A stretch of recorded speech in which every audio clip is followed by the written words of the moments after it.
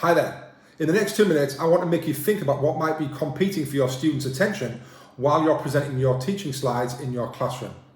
Now, as teachers, we all love to decorate our classrooms with posters and educational images all over the walls to hopefully help learning and enhance the learning experiences of our students.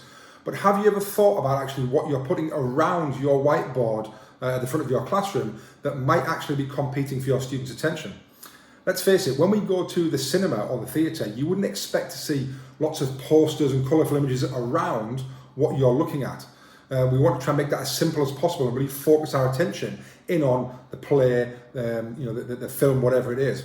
But actually in our classroom, sometimes we can try and fill every little bit of space with posters. And often sometimes in schools around the country when I've kind of been into, lots of that is actually taking up the space around or every available bit of wall space around the whiteboard. And it's really interesting to think that we want our students to be sitting, to be looking, to be focusing on what we're actually delivering in terms of images, text, etc. on the board.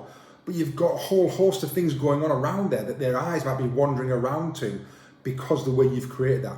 So it's really important for you to think about when was the last time you stood at the back of your classroom, not just teaching in the throes of teaching, but actually stood or sat in an empty classroom and thought, what might be competing for my students' attention?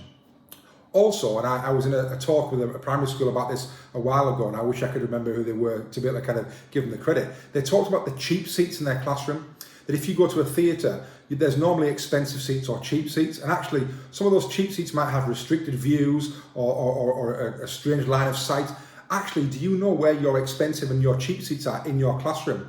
Which ones might have a reflection coming off the window or a reflection to the whiteboard in that certain position? Do you know where they are, and are you actually using your seating plan properly to think about all these different things? So, really quick, but actually just giving you the thought process of, are you thinking about this, and are you thinking about where children are sat, what's around the whiteboard, and which seats actually might have different views, or what might be competing for their attention? Hopefully that's been useful. If it has, join the conversation below or in your staff room.